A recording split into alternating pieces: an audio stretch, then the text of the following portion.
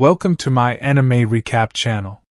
In this video, I will be recapping the anime series Spy X Family Season 2. After eliminating an armed militant group, Anya engages in a phone conversation with her employer to confirm the completion of her mission. Her next plan is to purchase milk and eggs for Loid before heading home. Unbeknownst to her, one of her targets, though gravely injured, manages to aim a gun at her and fires a shot. Meanwhile, back at home, Loid, Anya, and Bond watch a news report on TV detailing the demise of members belonging to the Red Circus, a radical terrorist organization. Anya, uninterested in the news, requests to switch to watching cartoons. Initially, Loid hesitates, but he gives in to Anya's requests as she tears up and happily changes the channel to Spy Wars. Upon Anya's return with groceries, Loid greets her, but he becomes concerned upon seeing her irritated expression. Unbeknownst to him, Anya conceals the fact that she's been shot in the buttocks, which explains her grimace of pain, leaving Anya in shock. He retires to bed, while Loid mistakenly believes she's upset about running errands, determined to make amends and hoping she'll feel better in the morning. As morning breaks, Anya's condition hasn't improved. In fact, her expression seems even more troubled. Determined to brighten her day, Loid extends an invitation for a date. This idea springs from a conversation he had with his colleagues about the importance of dating. Surprisingly, Anya agrees to the outing, aiming to practice the role of a married woman. Anya, eager to join, faces a disheartening rejection from Loid, who believes their date should be an intimate affair. He arranges for Frankie to take care of Anya and Bond during their absence, compensating him for the assistance. Eager to create the perfect date for Anya, Loid goes to great lengths. He even arranges a chauffeur and brainstorms 862 date ideas, from helicopter rides to wine tastings. However, Anya's persistent pain limits her choices, and she opts for walking rather than sitting in a car, eliminating 794 of Loid's ideas. He starts to worry that she's still upset with him. As they stroll away, Anya becomes concerned about their outing. Recalling a scene from her cartoon, she suggests to Frankie that they discreetly follow Loid and Anya on their date. Frankie enthusiastically agrees, eager to witness Loid's seductive skills. Together, they don disguises while Bond remains at home with Anya's toys. Despite their best efforts to remain unnoticed, Loid spots them within seconds but chooses to feign ignorance to prioritize his mood. He takes her to a department store and suggests a pair of snug pants for her, which she declines as it would aggravate her injury. Loid continues to escort Anya to various date spots, such as the cinema, the club, the pond, the spa, and the zoo, but he's disheartened by her apparent disinterest. Conversely, Anya struggles to focus on the date due to the pain, while Loid is distressed by his inability to uplift her spirits. Frankie chuckles at Loid's less than stellar date, and starts some playful banter with Anya as Loid and Anya step into an upscale restaurant. Frankie and Anya attempt to follow them into the restaurant but are swiftly turned away due to their casual attire and Anya's age. Just as they're about to head home, Anya's telepathic powers detect someone recognizing his alter ego, the Thorn Princess. It turns out, a waiter working inside the restaurant is the sole survivor from the Red Circus group, the same group he had taken down earlier. Fueled by a desire for vengeance, he decides to settle the score. While Anya knows Anya is more than capable of handling herself, she's concerned about the potential exposure of his true identity, which could fracture their family. At Anya's urging, Frankie and Anya decide to go undercover in their spy disguises and infiltrate the restaurant. In the restaurant, Loid and Anya place their orders, with Loid complimenting the establishment for its rare blowfish delicacies. Unbeknownst to them, a former member of the Red Circus secretly extracts blowfish poison into a cocktail glass, intending to use it to eliminate Anya. Meanwhile, Anya, accompanied by Frankie, traverses through the restaurant's ventilation system, eavesdropping on the assassin's sinister plot and urging Frankie to hasten. However, Anya arrives too late, just as the poisonous martini is served to Ye. Ye consumes the toxic cocktail, but to everyone's surprise, she possesses a remarkable resistance to poison, and the blowfish venom merely numbs her injury. Ye's unexpected resilience fills her with joy, leaving both Loid and the Red Circus member bewildered. Despite his failure, the ex-Red Circus member decides to improvise a bomb using ingredients from the storeroom. Anya, still in the vent, notices the room nearby and disappears from Frankie's sight. As the ex-Red Circus member recites the steps to create the improvised bomb, he slips on a large puddle of olive oil in the hallway, crashing into a shelf. As he enters the storeroom, a bucket of objects falls on his head. He notices a container that would be suitable, but soon realizes that the swelling container is a bomb. The makeshift bomb explodes on him, revealing that it was just made non-lethally with peanuts. Anya appears before him, threatening him not to approach you ever again and to make his girlfriend, Catherine, happy. The former Red Circus member faints at the shock of an apparent child underling of the Thorn Princess knowing his personal details, but not before deciding to live a normal life. Ye, no longer in pain, talks cheerfully to Loid about the restaurant's food, and Loid is relieved that she has finally cheered. Frankie and Anya hide behind a bush as they watch Loid and Ye, with Anya proud of herself for helping out and Frankie wondering where she went earlier. As Loid and Ye look out at the city's night scenery, Ye thanks Loid for taking her out on a date, and hopes they will be able to do this again, when she is not injured. Ye notices a carnival, and Loid proposes they visit it. Anya excitedly insists on tagging along, wanting to ride the Ferris wheel. The next day, the numbing poison wears off and Ye is once again in pain, to Loid's confusion. While lounging on the couch, Bond experiences a vision, surrounded by an ominous, pitch-black void. Puzzled by its meaning, he entertains the idea that a scientist from Project Apple might be on the way to eliminate him. Bond, while fretting, gazes upon family photos and envisions his loved ones mourning his loss, imagining he perished content. He embraces his perceived destiny and proceeds to Anya's room, seeking to bid her farewell. However, she's preoccupied with homework and swiftly closes the door on him. Bond, disheartened, then makes his way to Ye, who expresses remorse for forgetting to restock dog food. Since Loid is currently away on work, Ye takes it upon herself to prepare Bond's dinner. Revisiting his enigmatic vision, Bond arrives at the unsettling belief that Ye's cooking might be his demise. A sense of dread washes over him, but he reasons that he can simply decline the meal. Yet, a memory surfaces Anya's stern warning that an upset Ye could be deadly. Bond envisions Ye's wrath should he refuse her dish. Fueled by defiance, he embarks on a frenzied escapade throughout the house. Then, a solution emerges. Loid's early return could save him from this grim fate by preparing his dinner. Determined, the family dog unlocks the door and makes a hasty escape, leaving Ye baffled. Bond races through Berlin's streets, following Loid's scent. Eventually, he finds Loid outside the big Born Industries building. Loid's job right now is to sneak in and grab a sample of Gerolimus, a new truth serum made by that company. But he's in a hurry and can't get the usual information he needs for a disguise.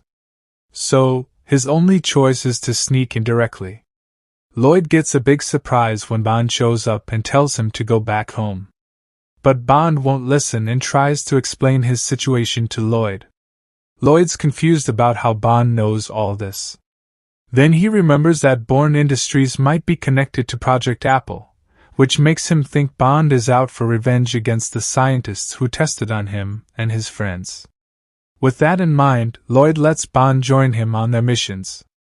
The two sneak into the facility and head to the lab, which has many lockers with stuff inside.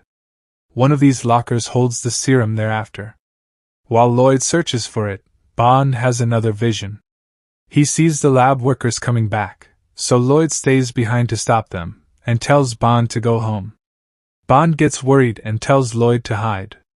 Before hiding, he leaves a note saying the gerolimus serum is gone. This tricks the workers into opening the locker with the serum. Loid and Bond, who's wearing a mask, drop down on the workers and knock them out. Loid thanks Bond, takes the gerolimus serum, and says he can go home early. This makes Bond envision Loid cooking dinner, and yet being happy for his safety. He barks for joy. As the morning sun rises, an alarm in an Eden Academy dorm starts beeping, stirring its residents from their slumber. Two of Damien Desmond's dorm mates, Emil Elman and Ewan Egeberg, urge him to wake up as well, reminding him not to miss the morning muster. When the muster concludes, Henry Henderson observes Damien, who appears fatigued with noticeable dark circles under his eyes. As a consequence for oversleeping, Damien is assigned the task of assisting the dorm mother with chores, and he's not allowed to leave the school premises until he completes his duties. Ewan and Emil peek from around the corner, clearly concerned about Damien's predicament. While Damien is assisting the dorm mother, his pals come by to check on him. Damien, who pulled an all-nighter studying, is eager to earn more Stella stars. Ewan, however, expresses concern that he's overexerting himself. They mention that the dorm tutor plans to take everyone to the movies and grab roast beef on the way back. Damien remains determined to decline the offer, preferring to study and hoping to earn praise from his father by improving himself. After the dorm mother shoos them away, Ewan and Emil intentionally linger in the halls with a disheveled appearance. Henderson notices their antics and decides to discipline them as well, a punishment they surprisingly accept with enthusiasm. Damien gets a surprise when his pals decide to assist him with his chores, expressing their desire to go to the movies together. Although Damien initially insists they go on without him, they remain committed to aiding him in the tasks. Ewan even suggests they pretend to be imperial scholars, wrapping themselves in sheets like cloaks. While they have some fun, Henderson observes from inside, reflecting on the beauty of youthful friendship. Damien, lost in thought, gazes at the sky. The school custodian, Mr. Green, playfully teases Damien about having the look of someone longing for a picnic, which Damien hastily denies. Henderson, in response to their playfulness during chores, decides to assign them a new task, a field research trip with Mr. Green. Mr. Green leads the boys on an exciting canoe ride, with plans to reach a lake for a picnic. Damien notices what seems like a waterfall approaching and accidentally tumbles off the canoe. When he calls for help, Ewan and Emil dive in after him, only to find themselves in the same situation. They decide to let Damien fulfill his dreams, and touched by this, Damien is moved. Green steps in, revealing that the water is actually quite shallow, leaving the boys red-faced. Later, they start a campfire on the shore, and Green suggests they catch some fish for dinner. With Green's guidance, the friends get ready to fish. They search for bait and discover earthworms under a rock, which startle Damien. After some playful teasing from Ewan and Emil with the worms, they start fishing and successfully catch fish for their meal. While savoring their hard-earned dinner, Green advises Damien that it's alright to have fun from time to time. After the meal, he takes the boys to Stella Lake, which fills Damien with anticipation. Upon arriving at their destination, the boys find themselves in awe of Stella Lake. The stars reflect on the lake's surface, appearing within grasp, which is why it's called Stella Lake. Damien is surprised that there are no actual stars, but he acknowledges that the trip was far from a waste. They lay down on the ground, gazing at the stars. While they're enjoying this breathtaking sight, Emil remarks that the stars resemble sugar sprinkled across the sky. Damien bursts into laughter, and the other boys join in. Green then suggests it's time to head back, reminding them to write a detailed field report. Upon returning to the dorm, Green hands their reports to Henderson. Henderson expresses his gratitude to Green and asks if he allowed the boys to have some fun, which Green confirms. While going through the reports, Henderson notes that Damien's report needs more detail, pointing out its brevity. After monitoring an illegal deal, Yuri and his captain successfully catch and arrest everyone involved, not letting a single person escape. Not long afterward, Yuri receives a new assignment: investigate Franklin Perkin, a former newspaper reporter now writing articles slandering Ostania that are being released in Westalis, and stop his work from influencing public opinion. Despite voluntarily overworking himself, Yuri happily accepts. Yuri surveys Franklin without leaving behind any details of his life in his reports. The lieutenant is impressed but tries to persuade Yuri to let someone take over as he has pulled 2 all-nighters in a row. After making Yuri visibly twitch in response to words that sound similar to "ya," he tells Yuri to rest. Yuri hears Franklin leaving his home, so he and the lieutenant shadow him. They observe Franklin looking for things to write about. Franklin interrupts a group of children playing, throwing a child's toy pistol in the trash and taking pictures of them digging it out. When the children confront Franklin, he intimidates them, which angers Yuri. While surveilling Franklin writing his latest article, Yuri hears a conversation between the man and his father, in which Franklin expresses frustration in wanting to make the country a better place for them to live in and needing money just to get by. Franklin's statement gets to Yuri, who briefly writes his inner thoughts aloud that Franklin is motivated by concern for his family before ripping out the report and crumpling it. Yuri realizes that Franklin contacts his publishers at his workplace, the post office, by slipping his manuscripts into the mail. Although Franklin appears hesitant to send it, he goes through with it, sealing his fate. 4 days later, Yuri and other SSS agents arrive outside Franklin's home, waiting to arrest the man. Franklin accepts his situation and heads outside to meet with the officers. Franklin expresses appreciation for them waiting outside, and Yuri tells him there was no reason for his family to witness his arrest while he places handcuffs on him.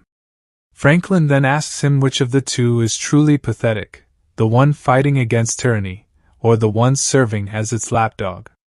Yuri responds that he would never do anything to cause his sister pain. As Franklin gets escorted away, Yuri says he will apply for his father to receive financial assistance, and Franklin thanks him. At headquarters, Yuri's boss pats him on the back, saying he is proud of him. When asked about how he is doing in his new job, Yuri states that this is the job for him and declares to one day catch Twilight. Later, Yuri drops by the Forger's home with Loid, and Anya at home. When he asks if something is wrong, Yuri says he simply wants to see her face. Anya reads Yuri's mind and pats him. Yor also pats Yuri on the head and praises him, deciding to make some tea for everyone. Yuri is overjoyed and happily shouts for Yor, embarrassing her and giving Anya heartburn. In the latest episode of Spy Wars, Bondman is on a mission with his partner Agent M, who proclaims her love for him as they make their getaway. Later, Bondman and M encounter an enemy spy, who threatens to kill him. Bondman resolves this by ending the conflict between their countries, allowing him and the woman to be together. From the daughter of a nuclear scientist, a terrorist's girlfriend, head of an evil organization, and even his landlord, Bondman continues picking up more and more love interests. Eventually, all the women become angry and demand that Bondman choose one of them, but Bondman refuses. As a result, he is brutally beaten by the women who all leave him, and he muses that as a spy, danger comes with the territory. Anya, watching this episode, comments that this must be one of those lovey-dovey shows that she can talk about with Becky. Loid tells her to stop, confused and disgusted with Bondman's womanizing behavior. At the rooftop of the department store, Anya sees large electric plush animals to ride on, and tells Loid she wants to ride the panda one. Loid, in his endless thoughts, thinks about how pointless they are, but when Anya starts crying, and at Ya's suggestion, Loid lets her ride the animal. When Anya says she wants to ride it again, Loid thinks about how he cannot understand children. Later, Anya sees people at the ocean on TV and says she wants to go there. Loid compromises by taking her to the pool. While Anya is initially having fun, She hears the thoughts of other kids peeing in the pool, to her shock and disgust.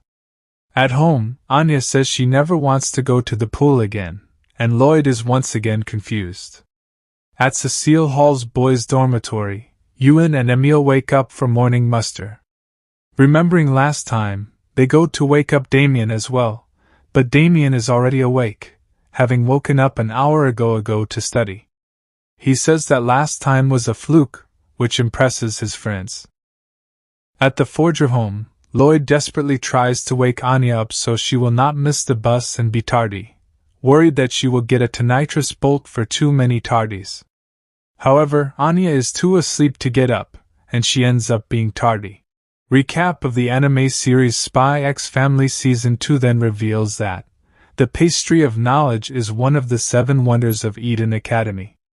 It is said that a mysterious pâtissier appears randomly in the cafeteria and offers exquisitely delicious desserts.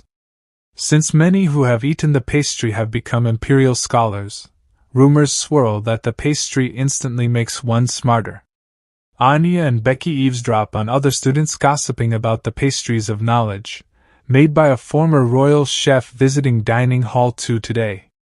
The student adds that eating one ensures becoming an imperial scholar, which piques Anya and Becky's interest, and they sprint to the dining hall. Anya envisions the possibility of becoming a genius if she eats one, while Becky salivates at the thought of trying macarons from a former royal chef. They find a queue of students lined up for the pastries, but Damien and his friends cut in line with the same goal. The server then announces that only one order of the special Pierre Pommier macaron set remains. The two groups try to claim the last set, but are stunned to discover that George Glumman has already ordered it.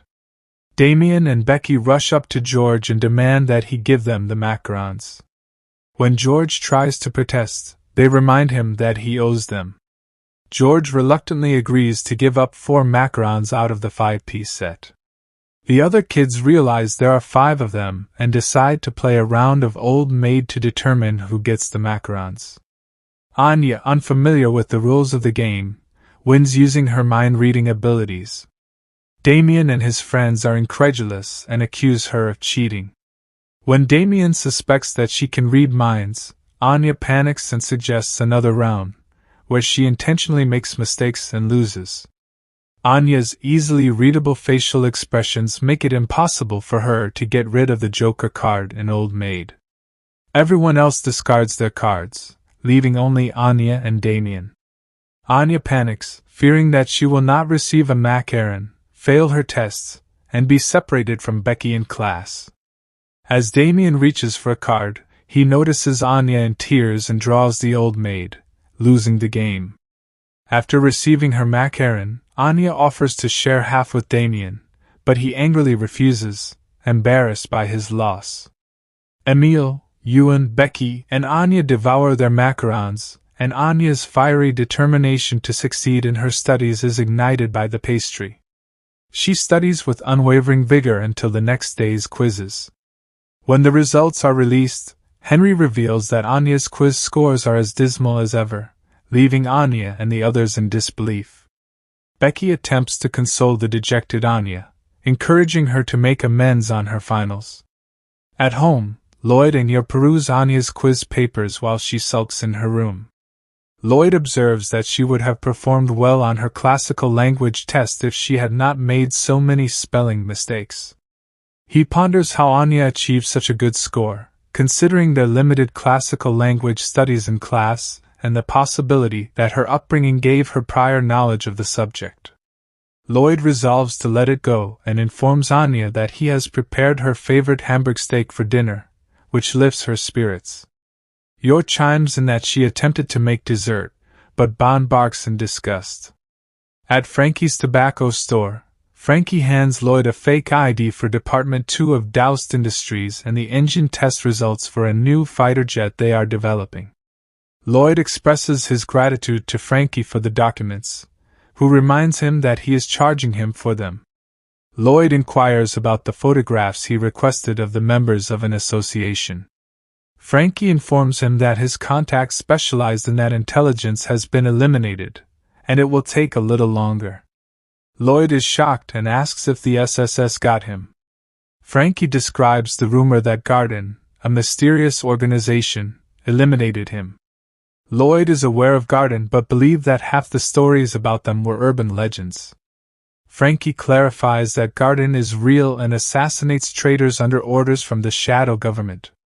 Loid is not surprised by the existence of an unofficial paramilitary organization.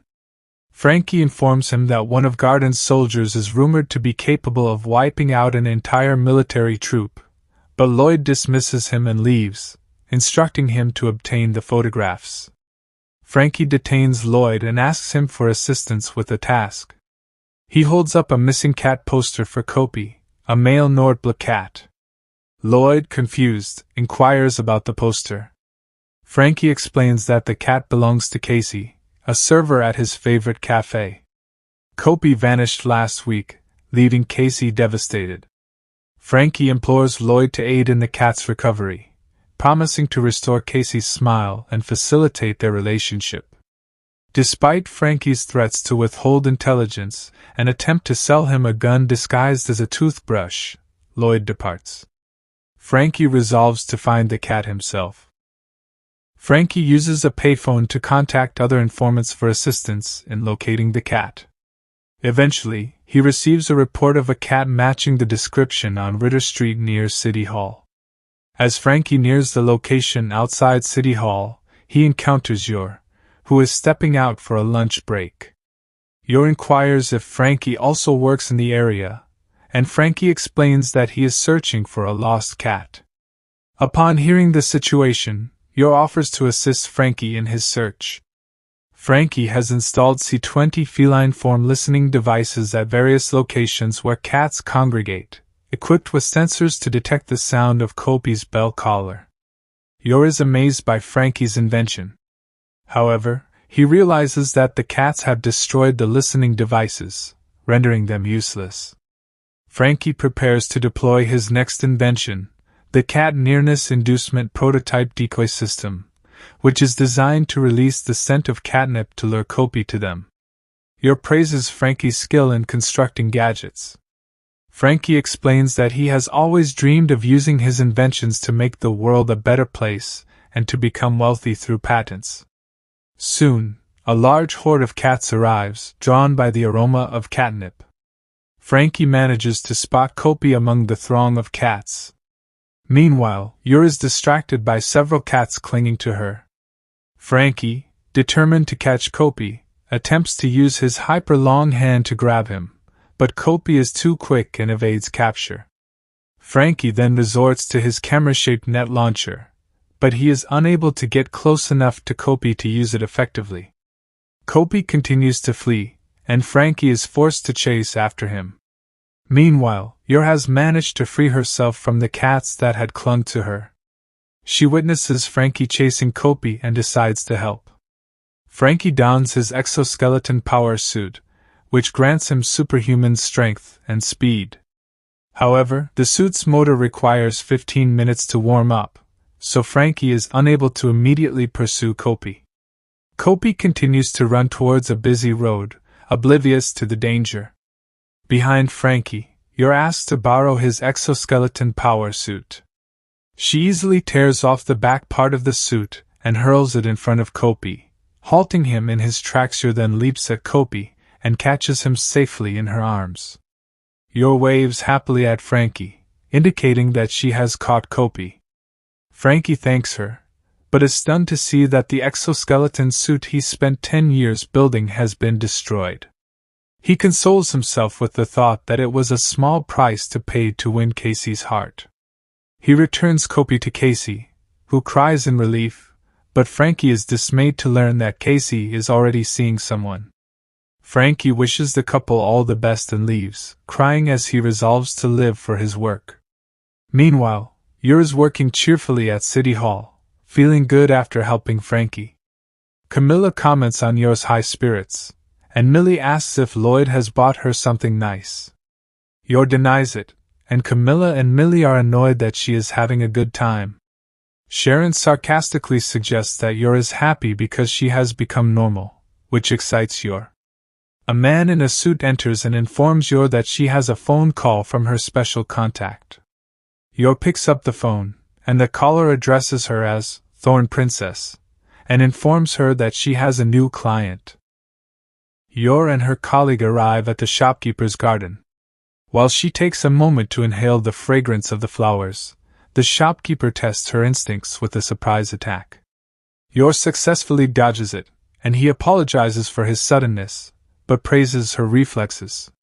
He then briefs her on her latest assignment, to protect the surviving members of the Gretcher family, Alka Gretcher and her son, aboard the cruise ship Princess Lorelei. The shopkeeper explains that she must defend them from a group of assassins as they cross the border. Yor hesitates at first, concerned about her cover at work and home. However, Garden has already prepared a cover story that she is there on business. With her mind at ease, the Thorn Princess accepts the mission. On her way home, Yor contemplates how to motivate herself.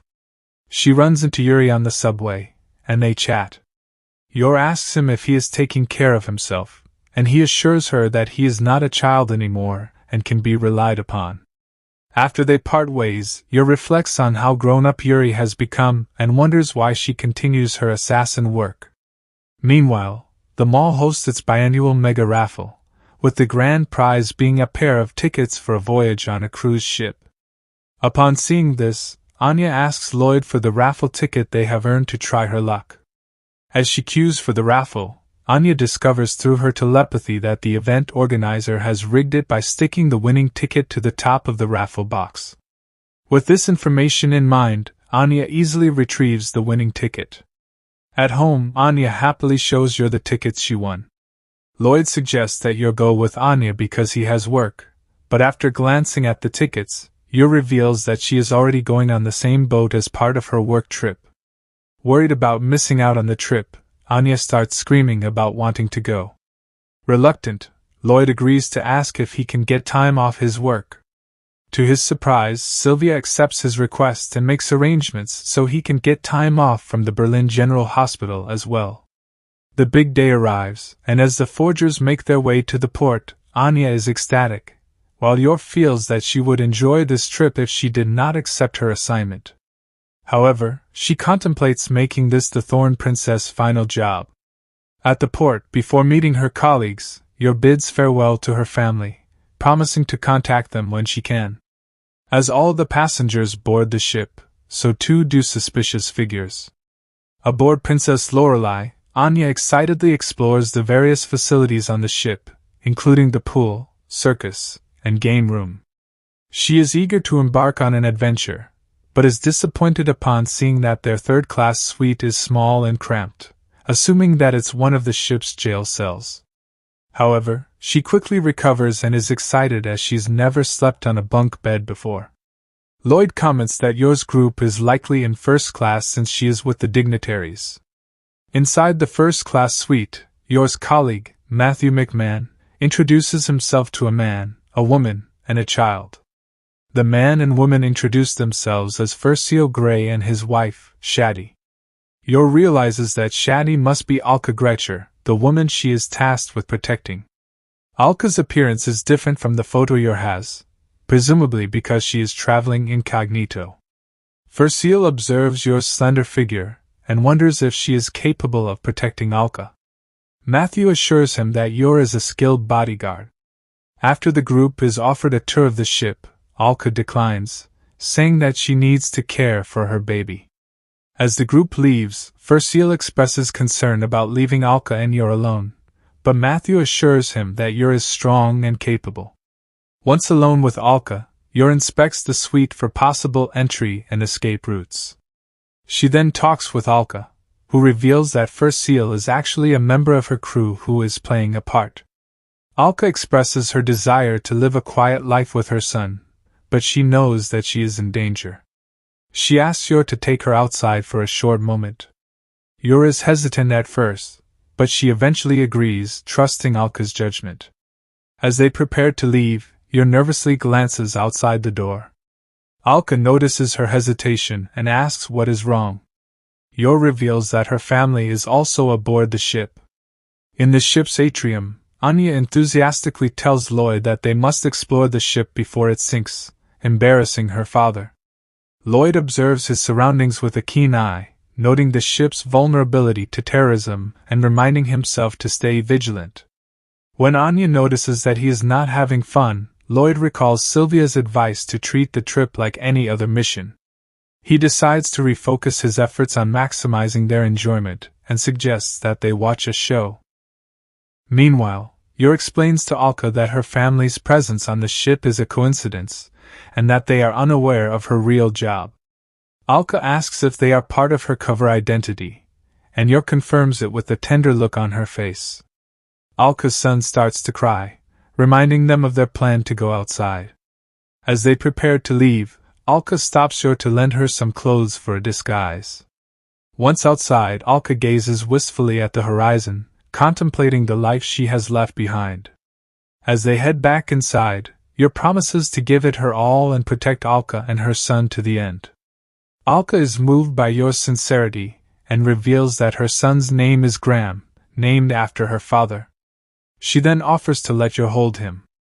Unbeknownst to them, their conversation is captured by a listening bug that an informant uses to locate Alka's cabin room. Like and comment if you enjoyed this video, subscribe to my channel for more anime recaps, and tell me what anime recap you'd like to see next in the comments below.